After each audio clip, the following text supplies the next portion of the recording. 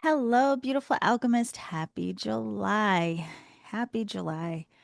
We are officially over the mid-year mark. We made it through June and now we are entering a new season. So for those of us in the northern hemisphere, we are entering summer, and those of you in the southern hemisphere entering winter. In either case, I hope that you had a wonderful solstice in June. Now let's talk about the energies that we're continuing to dance in and out of and through, and what it's all meant to help us heal and transmute and learn and grow and understand in more expansive ways. Because that's what this life is about, right? At least partially. So, one of the first things I always like to, kind of look at how the energies transition from one space into another. So in June, for example, we were in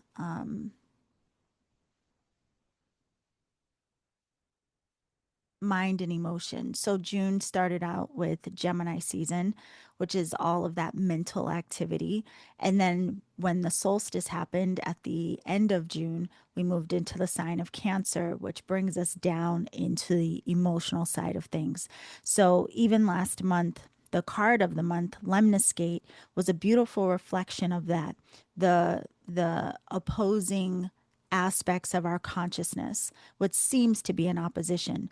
But the key in this realm of duality is really understanding both ends of any spectrum, of any pole, and seeing how they are complementary and, in fact, one and the same, just at two different extremes, and how there is really balance and harmony to be found, unification to be known in the middle. So there was this dance of mind and emotion throughout June, and there was a lot of different expressions of that for all of us. So, of course, you can reflect back and really notice what stood out for you in the month of June. At the start, were there things coming up like curiosities, things perhaps you wanted to learn or understand differently? Were you being more social? What really were the questions that you started to ask last month? And then as we moved along, were there things that started to activate you emotionally? Were there things that started to have you go deeper into yourself and have some consideration around your relationship or thoughts and ideas around family? Or were there any things that kind of triggered your awareness around relationship to home and what that even means to you, and perhaps quite literally what your home feels like to you? Were there any changes you wanted to make in that arena? But what were your emotions? What were you feeling? And then balancing the two, mind and emotion, how were your thought forms and your emotions in relationship? So, whatever you felt, what were the stories around those feelings? And then, whatever you were thinking, what kind of feelings did your thoughts trigger for you? So, there's a lot of way of looking at how these different aspects of ourselves are in relationship, which ultimately give us more clarity around our own function, our own experience, our perception and translation of how we are living and perceiving our lives. It really is impactful on every facet of our being and how we create. But there was a lot to learn there. So, Gemini and Cancer gave us a little dance or activation between the feminine and the masculine in relationship to mind and emotion. Whereas now, moving into July, we are deeper into the essence of Cancer. And then later in the month, we will move into the intelligence of Leo. Now, this is what's really interesting to me because I always like to look at the month as a whole. Again, how things transition from one energy to another, how the baton is passed, what we're being prepped for, and then what we move into to learn and go deeper. So, looking at July, first, add the consideration the sign of Cancer is ruled by the moon. Then we move later in the month into the sign of Leo, which is ruled by the sun. Now, what's interesting in terms of astrology with the sun and the moon, these are called the luminaries. Those two planetary bodies, we'll call them. They're considered the luminaries. So these are the two energies that, astrologically speaking, really kind of set the stage for our lives. They are reflective of our outermost self and our inner world. These are like foundational aspects, the energies that reveal our relationship to our conscious spirit and our subconscious needs. So the moon is, again, like that expression of the sacred feminine, the inner world, our needs, our emotional body. That's the moon. That's that lunar energy that is ruled by, or that rules Cancer. And that's where we start. So at the start of this month, we're being asked to surrender even more into the recognition and realization of what it is we feel, what is coming up for us around the themes of family, what are coming up for us around the themes of home. But what is it that needs to be nurtured, acknowledged, understood within you, by you, first and foremost? Some of us have a habit of wanting to be nurtured, validated, taken care of emotionally, so to speak, from other people. We may just be used to that, or it may be something we crave. It may be something that you even depend on.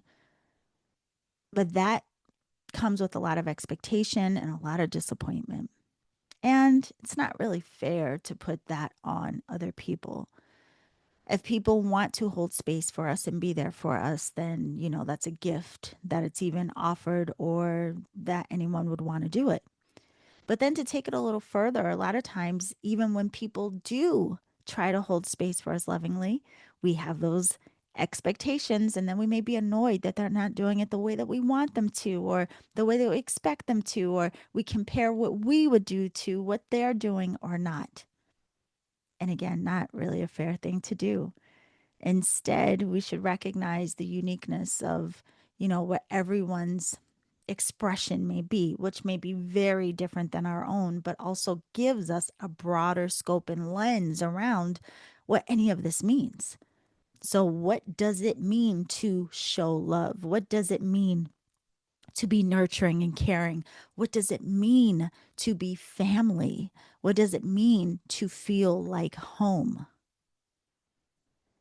There's a much broader range and scope to all of this than whatever our personal limited views may be based on our own histories and life experience so far. But remember what Gemini taught us prior: be curious. Don't just say one answer is right. Look at both sides of any coin to allow yourself to be open to a much broader possibility that allows then more expansion of mind, more potential to understand, more willingness to be free in mind and emotion.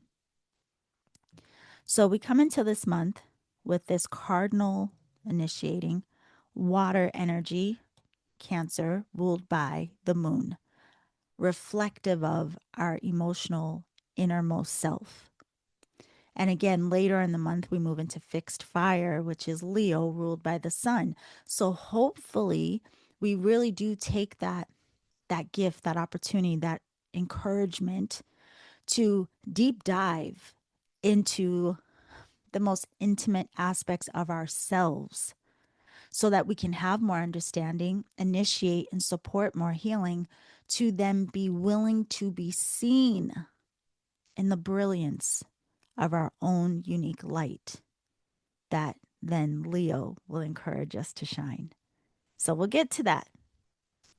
But I just say that to say, again, I just think it's all very interesting, like the way that the baton is passed from mind to emotion, from that now we're in the emotion and we're going to be passed into standing in the brilliance of our passion and our authenticity. It's all a setup. A lot to learn and grow through. So, the teacher this month is the flight card. If you have the Energetic Alchemist Oracle, I recommend pulling out this card, meditating on it, see how it speaks to you intuitively, or read the description in the guidebook that comes with your deck. But with the flight card, not that dissimilar from Lemniscate in some ways. So, Lemniscate, the card of last month, very obviously has the representation of the feminine and the masculine, and then the beautiful Lemniscate in the middle, which is representative of the balance, the harmonization, the unification between the two polarities, but within ourselves. So, the harmonization of your own inner feminine masculine, which could be expressed in your consciousness, could be expressed through your behaviors, energetically, and so on. But there's wisdom in that unification, in that flow. And then when we get to the flight card, number 7, you see the woman. This was inspired by Queen of Sheba. She has the beautiful peacock feathers on her headdress. She's holding a sacred flame in her palm, showing that she has, we'll say, she has authority. She is managing consciously her own will, her own fire, her own determination. But we have all of the elements here. So she is managing her own divine will, but she also is connected to her intuitive mind. So she is a beautiful expression of mind and emotion have already been harmonized. Cosmic and earth intelligence have already been harmonized. And instead of a man and a woman, here in this card, we see the dove above and we see the snake below. And there are more elements in the deck that you can read about if you have the deck. But there's still this passing of the baton where Lemniscate was highlighting for us that duality exists within our being and consciousness. Whereas the flight card says if you go deeper and you start to embody what you recognize in terms of this duality, and once you allow the curiosity and the experimentation to unify so that this and that become other, then you can consciously manage what it is that you are embodying with clarity, with grace, with wisdom. And that's what then allows us to take flight, so to speak. That's where we dissolve a lot of restrictions and boundaries that are self inflicted, where we start to recognize the boundlessness of our abilities to create and experience and imagine, just list all the things in this life.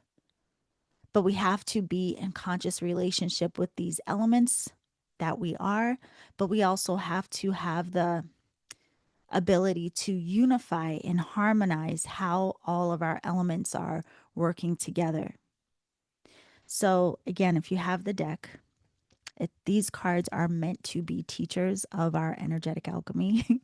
So, even reading the descriptions in the deck, they are meant to help you evolve in your path and understand our practices and the work that we're doing. The other interesting thing I thought about, starting out in Cancer season and moving into Leo is the alchemical symbolism of each of these signs in relationship to which element they are.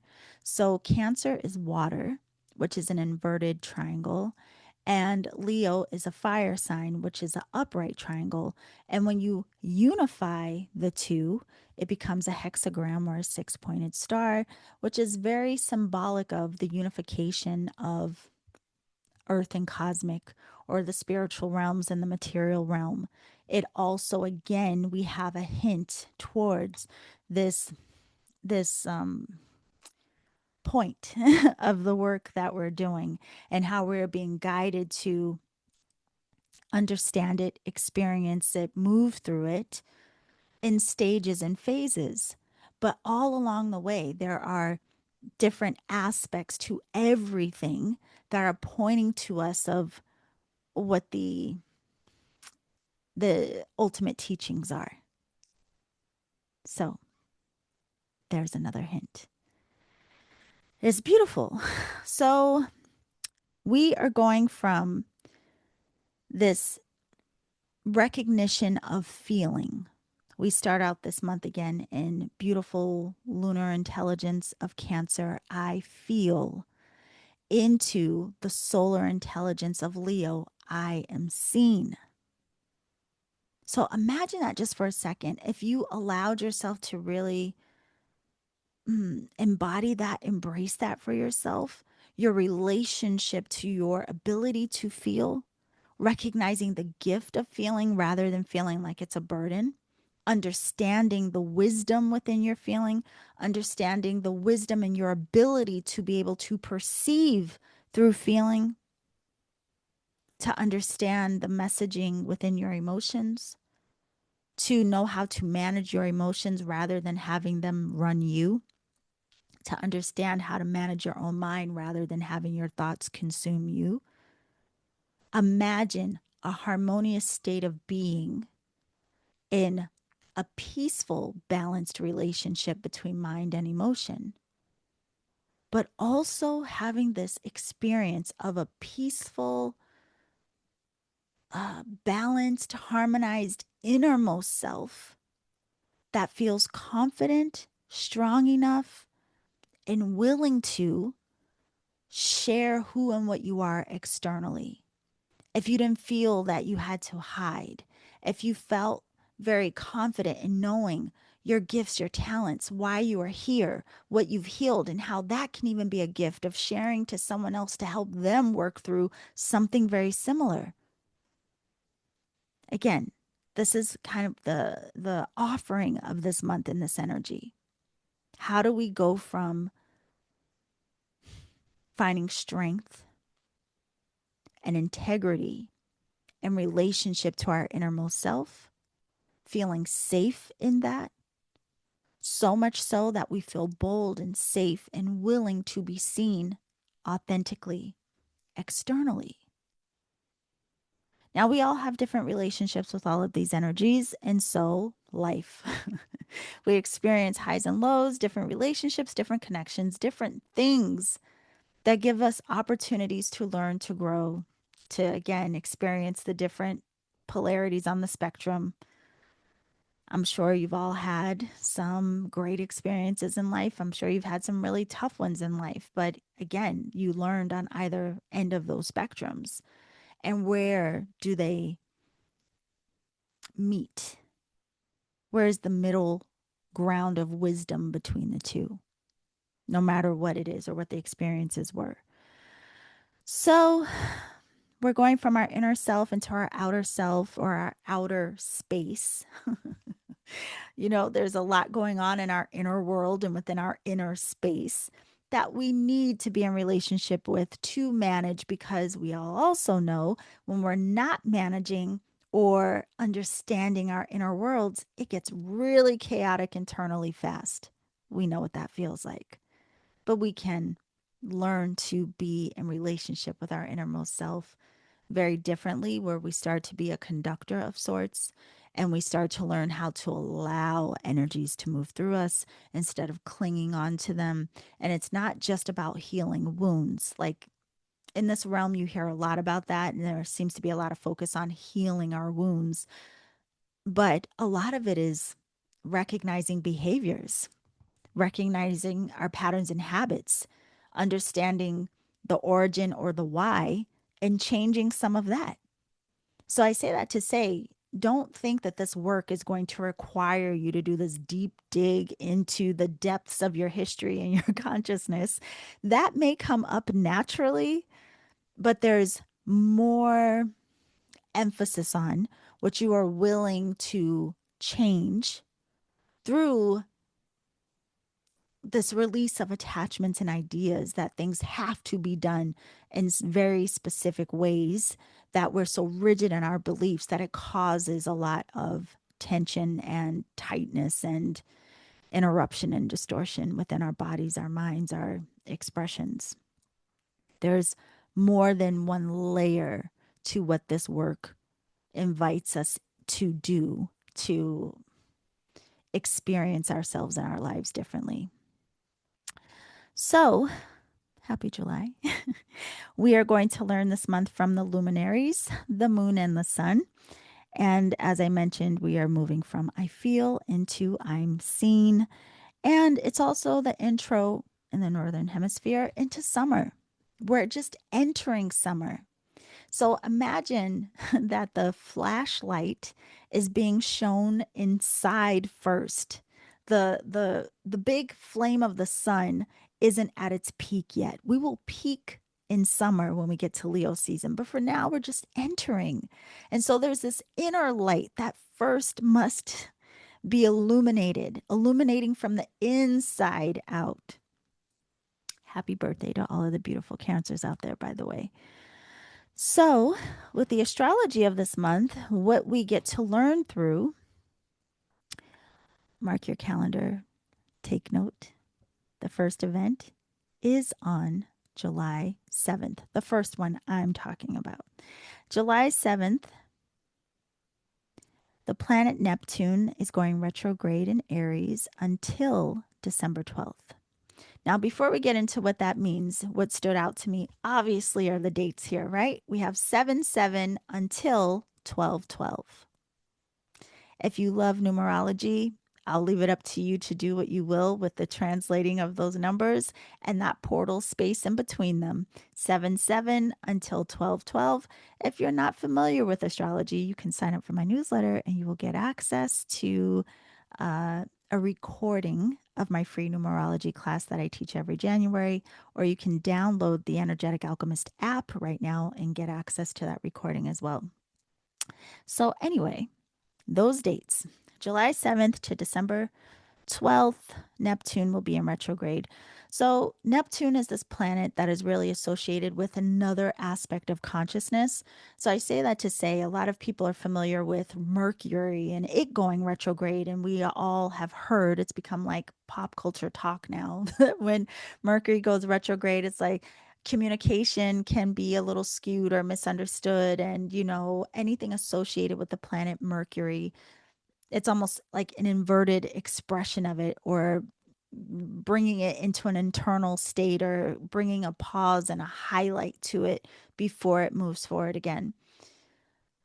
Mercury is associated with how we process thought, how we think. It's also associated with travel and commerce and these kinds of things. But in terms of us, it's really the planet that gives some clarity around how we process thought, how we think.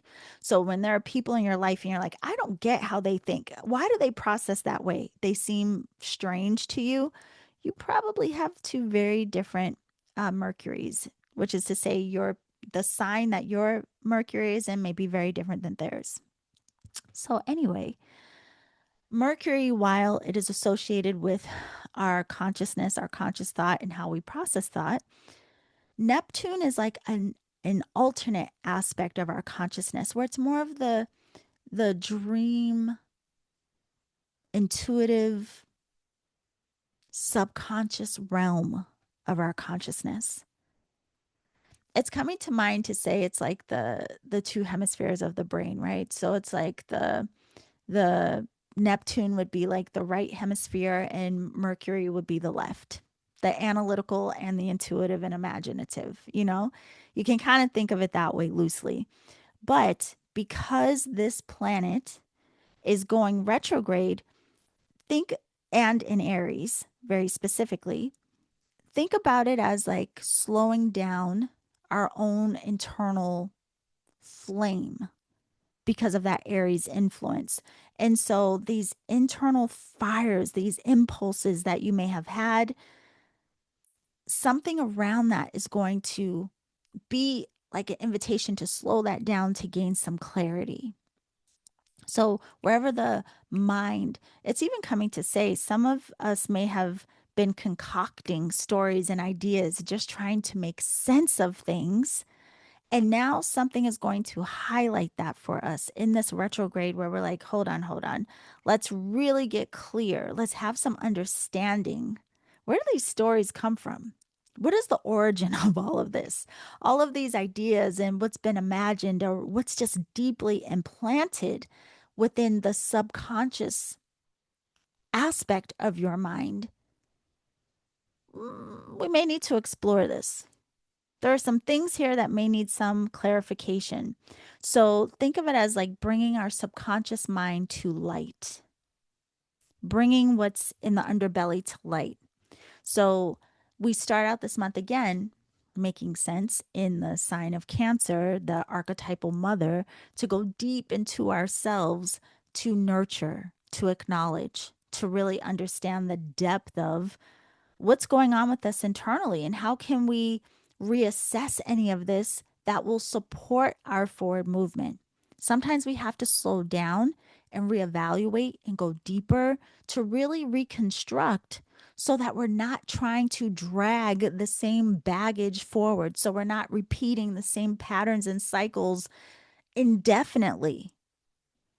So while this may seem like, oh God, more healing, you're never not, okay? Life is constantly giving us opportunity to learn, to grow, to understand how we approach it and how we respond to it, up to us. But this is a long window from July to December. It's not like it's overnight. So it's just a thing of, I think, of taking a deep breath and planting the seed of allowance, giving yourself permission to say, like, okay, whatever it is I need to understand about myself, I'm willing to acknowledge, and that's it. And then just trust that as life is unfolding from now until December, certain things will make themselves known to you.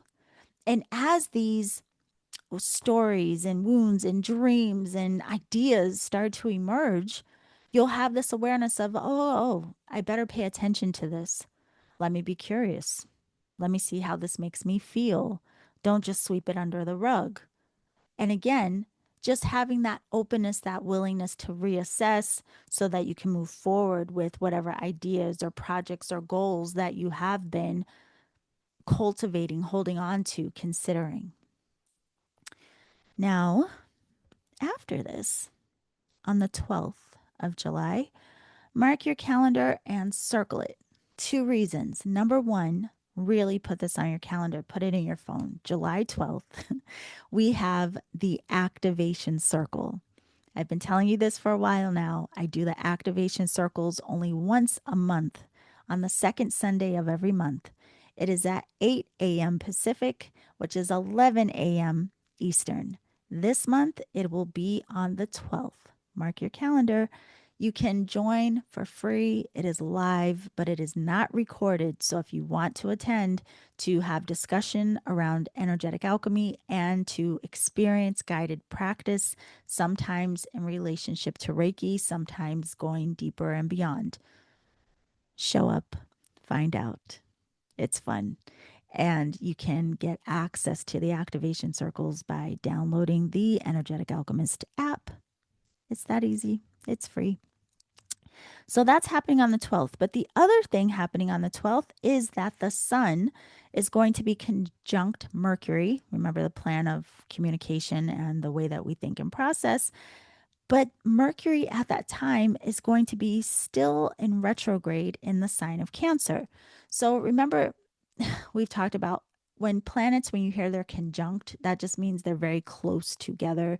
They're like almost in the same degree, if not in the exact same degree.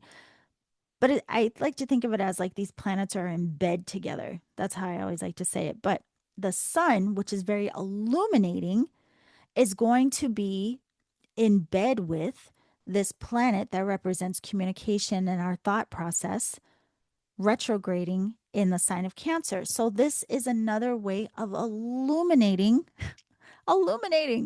our stories, our ideas, our memories. And these things may have themes because it's in Cancer, themes around family, home, our feelings of safety. So don't be surprised, again, as we're starting out this month, that you start to become aware. You start to have reflection, consideration about anything that is directly tied into your emotional sense of security, your emotional well being. Family and home are at the root of that, but it'll look like something different for all of us. But what's most important is it is, yet again, a healing opportunity for us. This is this illumination of mind in a way that is offering like a reset, a cleanse, a nurturing and nourishing of mind so that we can allow the mind to become clear again. How have you been lately? Have you been feeling like your mind is clear? Are you congested with thoughts? Is there anything that you seem to be stuck on thinking again and again about? Do you have any fears, doubts, or worries that have been echoing for some time? Let's be honest. What's going on? Now, what if there was this very specific time that is being activated, if you like, as a way of inviting us into resetting that, going deep, getting clear, being able to reflect, illuminate, and have consideration because it is in the sign of Cancer. And even though it's Mercury, I would say also pay attention to your intuition in this energy. A lot of people confuse or maybe make the idea of intuition bigger than what it is, not recognizing that they're having experiences of their own intuition all the time. So, if you are someone who is familiar with your intuition and how you recognize it and perceive it, fine, great. Be open to having more intuitive insights and reflectiveness around this time. If you are someone who questions and you're unsure if you're in relationship with your intuition or what it all means, drop that idea and just in the most simplified way, be aware of what comes to your awareness out of nowhere.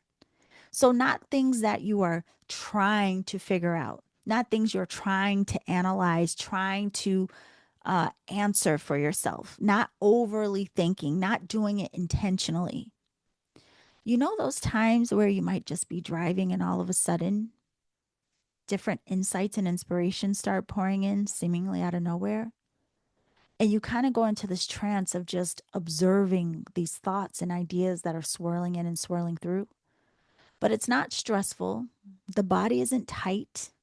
There's no kind of restriction around it. It's just as if information is just there and you're just calm and free and just observing whatever it is, whatever those thoughts are. And you might even have the thought later of like, wow, that was interesting. I don't know where that came from. It's really weird. I was thinking about ba ba ba ba ba. That's your intuition when uninterrupted, making itself known to you. So it could be really something that's simple. Those times where you're in the shower and you're not trying to think about anything, but downloads are coming in, ideas and just solutions and answers to your questions. And you're like, wow. And it just kind of feels energetically like a stream of consciousness is happening. Those are those moments where you are consciously engaged in observation of your intuitive insights. So, around this time, when the sun is conjunct Mercury in retrograde in the sign of Cancer, it may be more obvious. These types of downloads, these types of random drop in moments of awareness, take note of them. And when it happens, don't overthink it because then you'll interrupt it and start to, insert the analytical mind. Don't interrupt, just keep calm and just be an observer. Don't worry about forgetting, don't worry about remembering every detail, just observe and let yourself just witness whatever's coming in. And when you feel and know the information is done, so to speak, then write down whatever you can remember. It's the best way to practice building even the relationship to your intuition. So at this time, because it is also retrograde, our regular conversations can also be confused. So you do want to be mindful in this energy that whatever you are saying is being clearly understood and communicated to another person. Don't take it personal if someone misunderstands you. Remember the influence of this energy and have a willingness to clarify without offense, and vice versa. If someone is saying something to you and you feel like, I don't really get it, Or if you catch yourself about to make assumption and make a story or activate emotion around what was just said, pause, remember the influence of the energy that we're in, and ask questions instead without, um, don't ask questions in a way that sound like you are accusing someone of something. Do it without bias, do it with openness. The more clarity you can support in the conversation, the better off it'll all go. All right. So then a couple of days later, we finally have the Alchemist of the month. That's what I call the new moon because it is when the sun and moon are in the same sign. So on July 14th, we have the new supermoon in Cancer. When you hear the term supermoon, it's just because we are in closer proximity, or the moon is in closer proximity to Earth. So it appears bigger than it normally would. But it's a new moon. So it's really not that visible anyway. But because of the proximity, it is thought that the energy of it is more potent, more palpable. So, where new moons are typically a time where we plant new seeds of intention, it's not necessarily a time of action. As the moon begins to wax, becoming more full towards the full moon, that space in the between from new to full is where we take steps building into or nourishing whatever the ideas are, the intentions are. We start to build into them. But at the new moon, you're just planting the seed. The other thing about this is I personally like to focus on tapping into the frequency of the seeds that you're planting. This, I don't think, I don't know that I've ever heard anyone talk about this, to be honest, but it's coming to mind to share this with all of you. Whenever we're planting new seeds of intention, or even if it's not a new moon and you're just setting an intention for yourself, the essence of your intention in of itself is powerful. Because of that, you want to make sure that you are intentional in the intentions you are setting. So I say that to say, make sure you're not planting seeds because you think you're supposed to. Don't plant seeds based on other people's expectations. Don't plant seeds that you haven't run through your own system to see how you are in frequency or resonance with that idea or that intention. Is it true to you? Is it really authentic to you? Are you planting the seed for the sake of you, your life, your path, your way? Or is there some alternative reason? What's the motivation behind this seed? And does it really belong in your garden, so to speak? Or does it need to be altered in some way? So I say this to say, when you take time during a time like the new moon, be very intentional in that you're not just looking at what you're wanting to experience, what you're wanting to manifest, create, build into. You're not just looking at the idea with no depth. This is a time to have the idea, yes, but also feel into it. Go into deeper relationship so that there is more clarification around what it is you are really planting. And the potential of it growing is really going to be based on how much in resonance are you really to this? Is this really authentic to you? Now, because this moon and sun are going to be in Cancer, recognizing how you feel about this intention is paramount. Okay. That's going to be key. How do I feel about this? Not just what do I think about it, how do I feel about it? So, because it's also in this air of Cancer, this is a good time to think about your intention around those you care about. That could be family, it could be people who are like family. It's just whomever is most important to you that feels like family, that feels like home. This is a great energy to reflect on. Are you giving any conscious effort in making sure they know what they mean to you? Are you showing your appreciation? Sometimes we take for granted the people that are closest to us, and it's not even intentional. It's just we may get used to the fact that they're there, so we take it for granted and we don't show up in the same ways that we did in the beginning, perhaps. So even it's coming to mind people who are parents. Sometimes when their kids are young, they're all in and like wanting to be a part of every breath, every step, every movement the child makes. And then as the child grows, they're like, meh, let them be independent. Whatever. Same relationships. At first, we have the butterflies, the romance, the flirting, the back and forth. Oh, it's so much fun and it feels so good. And then you become used to each other, and then the magic can fizzle, and then it becomes comfortable. It's common. These things are common. It can happen with every kind of relationship in our lives. You might be excited about your new job, and then after a couple of years, you're like, ugh, work, right? So, anyone who matters to you, really have a consideration of how much effort do you put in to recognizing or acknowledging, letting them know how much they mean to you. And what do you do to let them know?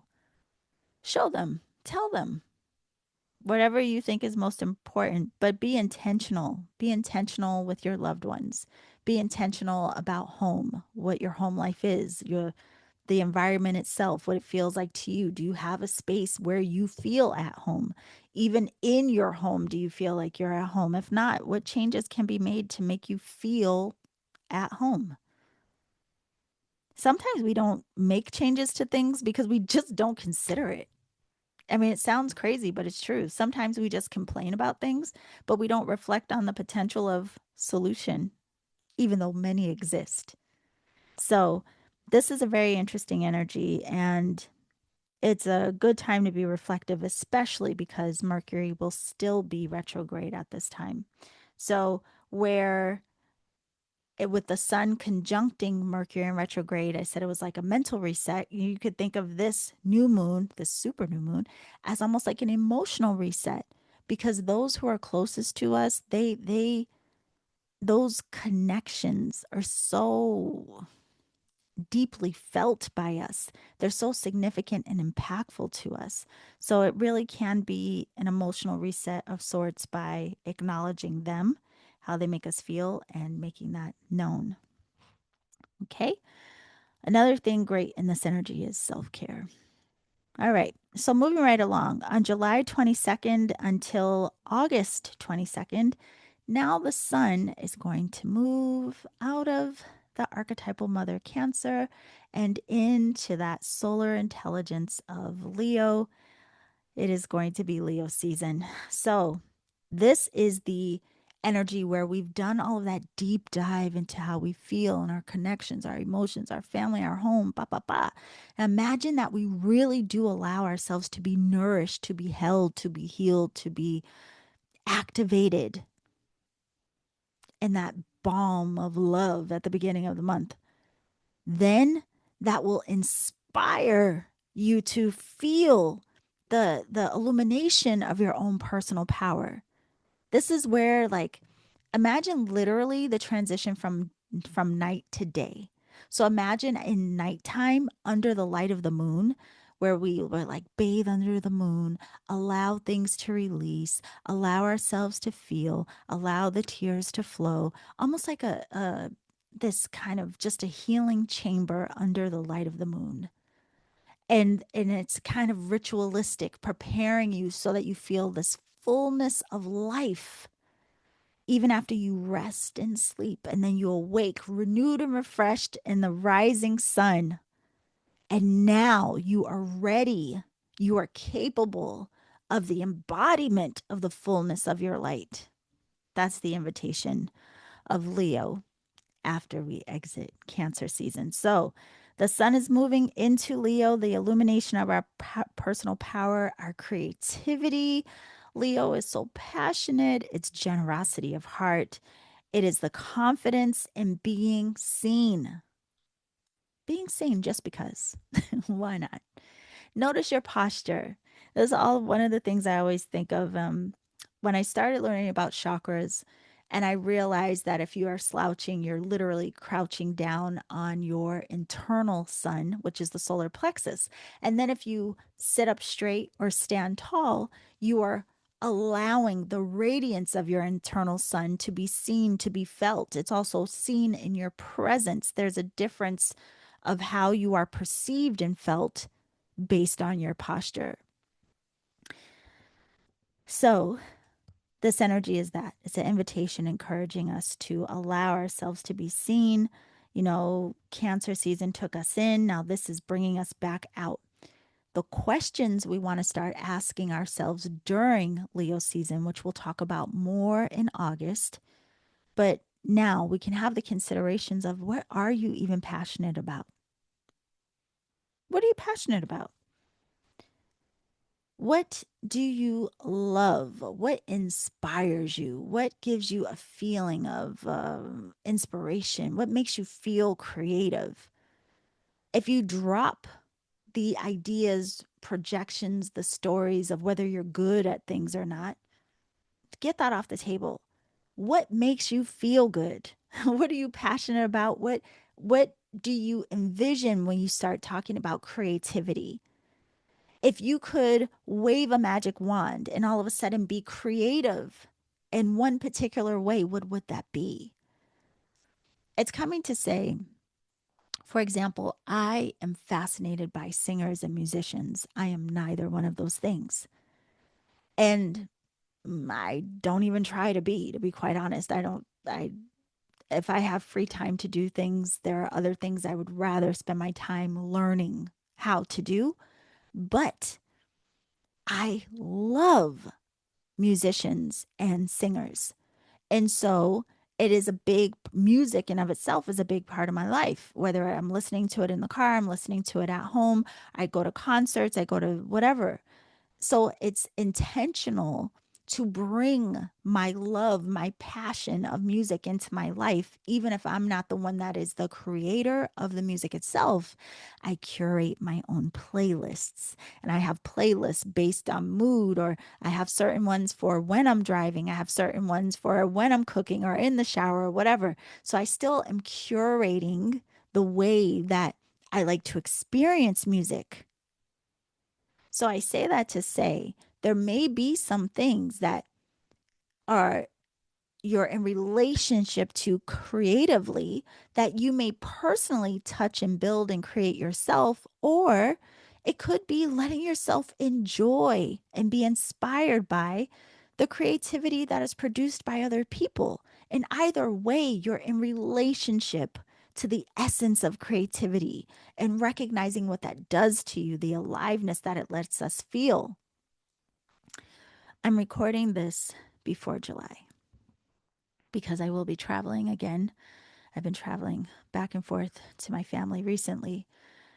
Um, but I, in June, I had an opportunity to go see my little cousin perform. He is a traveling musician, meaning that he performs with different artists. And he's an amazing guitarist. And so he happened to be performing for someone who was having a concert in San Diego. And because he was here, of course, I went. I didn't know the artists. I didn't know the person, the opening act. I knew none of their songs. And then the main person, I didn't think I knew her songs, but I did end up knowing two. But in either case, all of the music was incredible. All of the music was incredible. So being there immersed in the music itself was like electrifying. And hearing the excitement of the people in the crowd was just like, it felt so good. And my friend and I were right at the very front, very, very front. We were at the front. It was standing room only. And we were at the very front, and I could feel behind me, like when people were screaming, all of the excitement, it was like it was pouring in through the back of my body. And I was like, wow, this is incredible, energetically speaking, to be in a space where people were just so passionate, happy, and excited for the music. So much so that there were a few girls behind me who were shorter than me. And one of the songs that the artists began to sing, they were losing their minds. And so I invited them to stand in front of me. I was like, listen, you are really excited about these. Do you want to come to the front? Because you are really, really excited. But I say that to say sometimes it's just the exposure to what we love and paying attention to what you're passionate about, how it actually makes you feel. Yeah. This is a beautiful month to be more consciously aware of that. That's that vitality of the sun. That's life-giving joy, passion. It's life-giving energy that activates our own internal flame. What does that for you? What feeds that in you? Make room for that this month. Okay. So, on the 23rd of July, Mercury will station direct. So we will be coming out of that retrograde. So before it moves forward entirely, there's going to be, there's a transitional period. It's not just like it's retrograde, then all of a sudden the energy just flips on a dime. Everything is transitional, as I always share with you, right? So as it stations direct before technically moving forward again, there's going to be clarity now around these things that we were reflecting on during Cancer season. So maybe you were really feeling into the innermost self again around family, home, a sense of safety, your emotions, whatever came up since the end of June, since June 29th, from that time until now. Now the clarity will come. So I say that to say this is also a reminder that sometimes when things aren't clear to us and we try to force clarity, we actually cause more frustration, more congestion in our mind. Sometimes you just have to breathe and be in relationship and observation, allowing things to unfold, allowing different aspects of a situation to become more clear over time, and then consciously choosing how to engage and respond to what comes to light. So now in this energy, now we're moving into that clarity. So now you will have this consideration of how will you personally move forward, or now what are you ready to heal as it comes to these themes and ideas around family, home, emotion, safety, all of these things. What's your plan to move forward in a way that is supportive of you? All right, we're almost done here. On the 26th of July, all the way until March 26th of 2028, the lunar nodes, you may or may not hear a lot about them. Some astrologers will talk about them in your charts, some don't. I think it depends on the type of astrology they practice. But essentially, the nodes were most recently in Pisces and Virgo. So they're always in opposing signs, which puts them on a particular axis, where they're moving out of the Pisces Virgo axis and into the Aquarius Leo axis. So just side note, pause. On your own personal chart, your north and south nodes are in whatever signs they are in. But now, because of this transition that's happening, people born at this time, they will have their nodes in Aquarius and Leo. But for us collectively, the impact is we're collectively now moving into the influence of this axis of Aquarius and Leo based on the nodes. So this really kind of amplifies for us, especially with Aquarius being the north node and Leo being the south node. This is an energy that is going to bring awareness around where we may have been functioning in kind of self centered ways, where we may have been functioning from ego, where we may have been obsessed with self recognition, like me, me, me, me, me. I need eyes on me. I need recognition. I need the applause. I need the uh, acknowledgement, but in a very kind of almost like needing validation or acknowledgement to fulfill some sense of worth or value. Collectively, we're being called to move more away from that and more into that Aquarian essence of now we need to bring and be okay with more illumination, more priority from I to we, to the collective. So, this is the kind of energy that invites us to have more awareness around what is our engagement relationship to community, to not just me, but to we, right? So, what is my role in community? What are my contributions? Do I do anything that is not just about me? Am I motivated by anything that is not just to support or benefit myself, but to benefit others as well? This doesn't mean that you become like a martyr and then all of a sudden you're like, oh, I mean nothing. It's not that. Remember, this is a Leo Aquarius axis. And remember, I told you earlier the polarity between two opposite ends of any pole, there's a medium. So we still learn from the intelligence of Leo and having a sense of pride and self-worth and self-value, absolutely. But at the same time, we can also acknowledge the value, the importance of the collective of we. Both exist. Being concerned with the collective doesn't diminish your value. And valuing yourself doesn't mean that you need to devalue the collective. That's the lesson that we're all going to be brought into during this nodal shift. So just notice whatever your personal patterns are around what I just said. All right. Now, the last event that I am going to mention, astrologically speaking, for this month is on July 29th. On July 29th, I feel like we've been talking about conjunctions quite a bit. Or maybe there's only been two. I don't know. But anyway, the sun is going to be conjunct Jupiter in the sign of Leo. Not just in bed together, but this is called a Cazimi, where they're so close that it's literally like, imagine the planet Jupiter is at the center of the sun, where it really is being empowered in like a supercharge of illumination from the sun.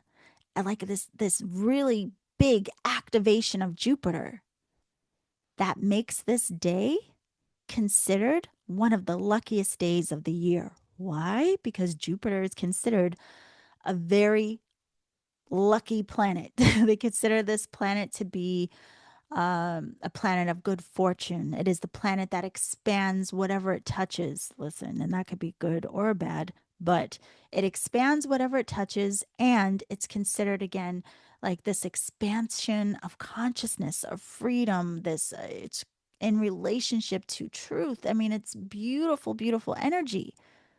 But imagine that one of the luckiest days of the year, astrologically speaking.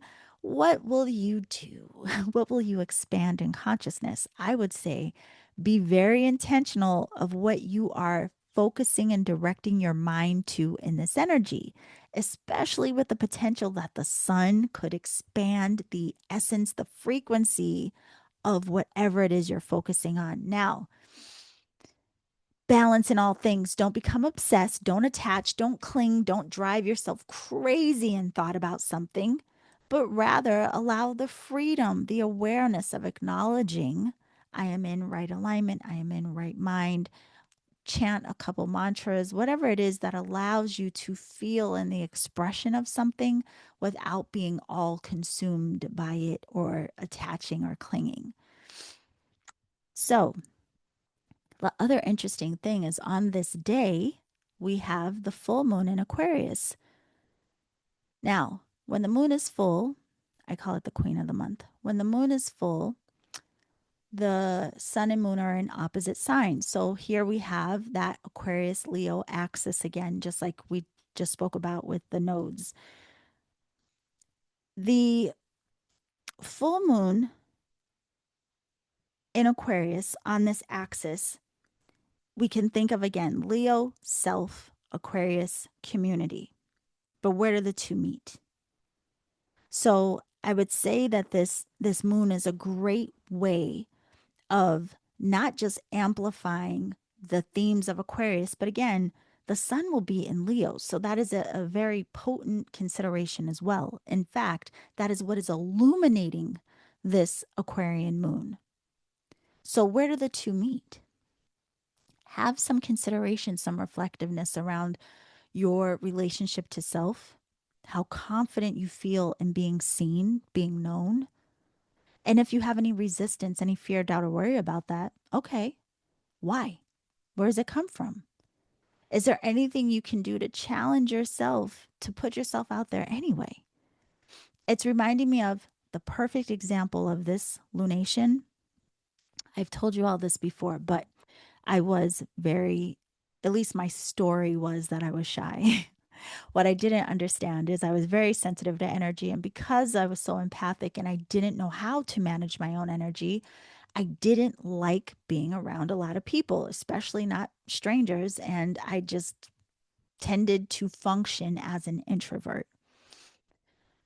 When I started practicing Reiki and meditation, my ideas, my understanding around energy began to change, and even my way of functioning in my body and my life, all of that started to change.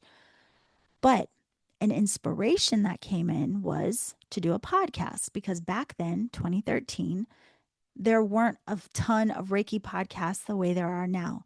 A lot of people say Reiki Radio was the first. I don't know. Maybe it was. At the very least, it was one of the first.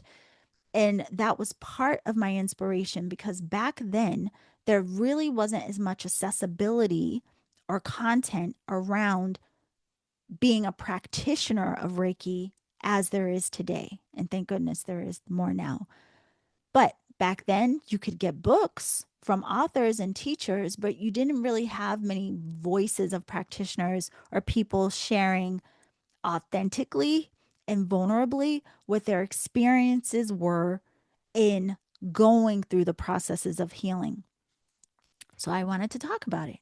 I thought what I am experiencing and encountering in this work of Reiki and meditation is different than what I had been told. Everyone told me it was like so spiritual, which meant rainbows and butterflies. And that wasn't true. That was only part of the story. No one told me what the experience would be like once healing was really initiating. So I thought I need to do a podcast, even though I had never listened to one before.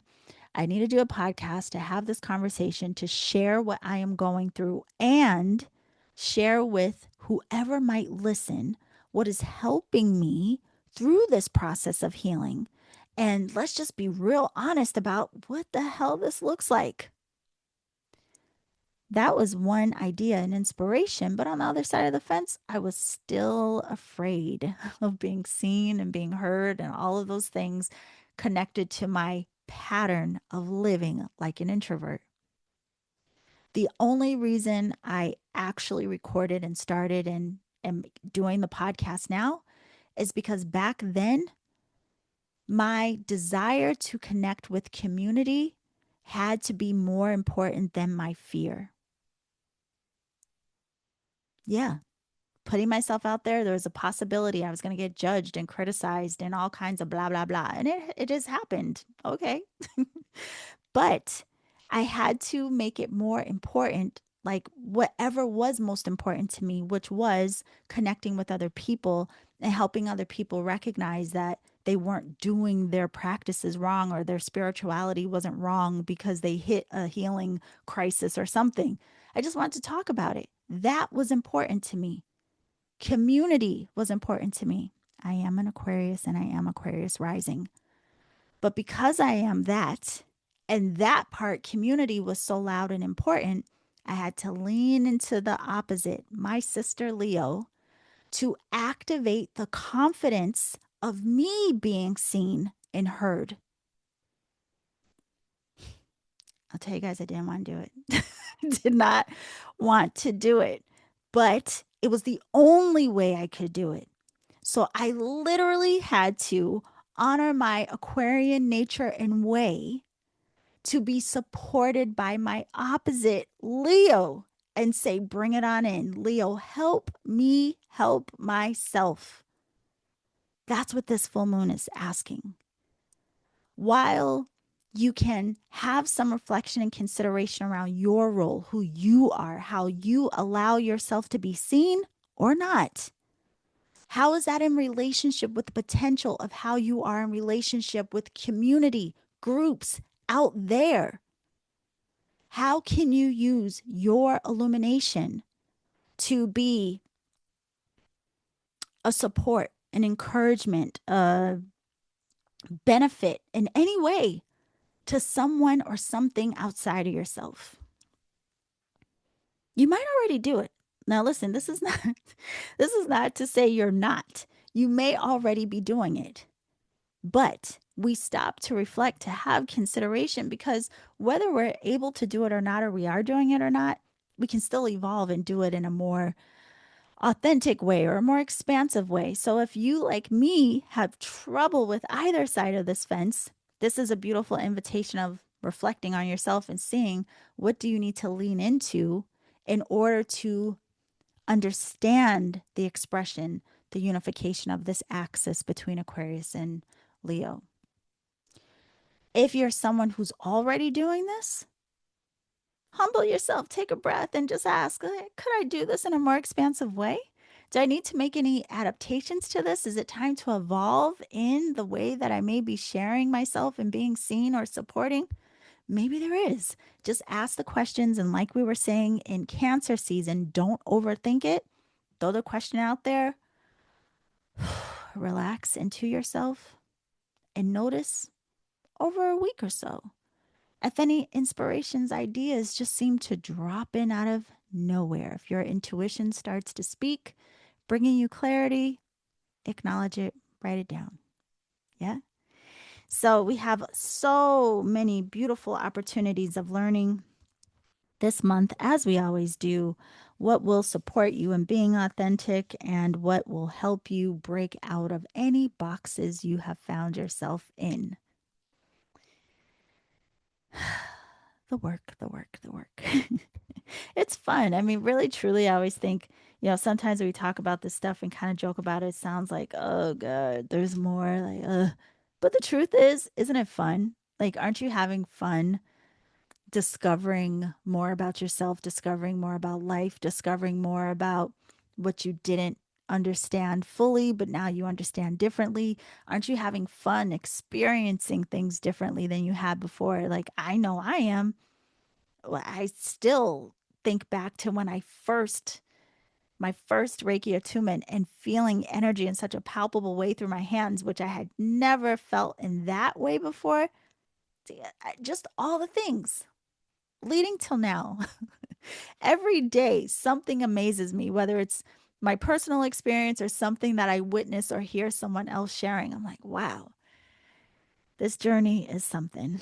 It is something. So, cheers to July. Cheers to mid year. Cheers to taking flight in your life, finding balance and rhythm and harmony in all aspects of your own being. And don't forget, if you want to join me for Oracle School, if you're interested in using the Oracle cards to learn to read them intuitively, to use them for coaching in your own life or in sessions, Oracle School will be starting in December of this year. If you are signing up to be part of Alchemy Circle for 2027, you will automatically have access to the foundational part of Oracle School. If you're not joining Alchemy Circle, you can still join Oracle School. So all of that's on my website. But don't forget to download the Energetic Alchemist app. It is free. Don't forget to join me for the free activation circle on July 12th. Hopefully you did put that on your calendar. I will see you all very, very soon. Thank you so much for being here with me. And remember to always journey in love.